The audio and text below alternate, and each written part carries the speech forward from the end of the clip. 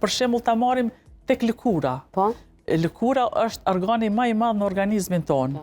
Se më shtjell domethënë krejt trupin edhe nuk është lëkura ashtu si një shtresë e hollë, ndoshta në shqim të parë, po ajo ka shtresa e në shtresat e veta, pra është organi më i madh i organizmit. Kur jemi ne të ri, lëkura jonë është e tërhequr, shkëlqen. Mirë po me rritjen e moshës, atëherë fillon të zbehet kjo edhe të bijë, fillojnë të lajmërohen ndoshta rrudhat e para, fillon varja e lëkurës, duke filluar që nga fytyra, nga barku, tek krahët, për shembull tek ekstremitetet, e kështu me radhë. Pastaj flokët. Flokët, që dhe rënja e flokët, kur e shkulim në 100 flokët, se shohim atë pjesën si me ndyrë, si është aty. Do me thonë, dëmtohet edhe kualiteti i flokëve fillon të bie, nuk janë flokët si në moshën e re, apo për shembull tek thonjt.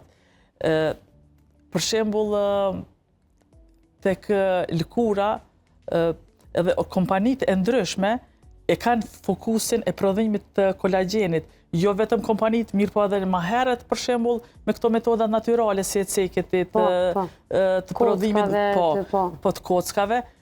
Tash në kohën e sotme o bo trend se njerëzit i kushtojnë rëndësi dhe kujdes të veçantë lëkurës, sidomos pamjes së fytyrës. Jo vetëm femrat, mirë po edhe gjenia mashkullore tash për kujdeset për atë pjesë.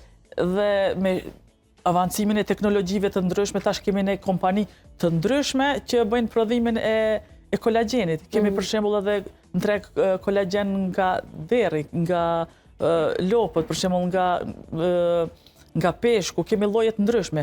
Mirë po ne për kolagjenin të cilën sot do të flasim, është kolagjen i hidrolizuar, do me thonë, i prodhuar edhe do me thonë kompania... Po që është i besueshëm si brand? Po, është i besueshëm sepse është si tash i hidrolizuar, nuk përmban gluten, nuk përmban kazein, nuk përmban vezë, pasi edhe në emisionin e mëhershëm ne e cekëm se tash është rrit ndikimi i alergjenëve të ndryshëm në organizmin tonë. Për shembull kemi persona të ndryshëm që kanë alergjin kazein, në qoftë, në vezë, në ara, e ky kolagjen nuk i përmban ato.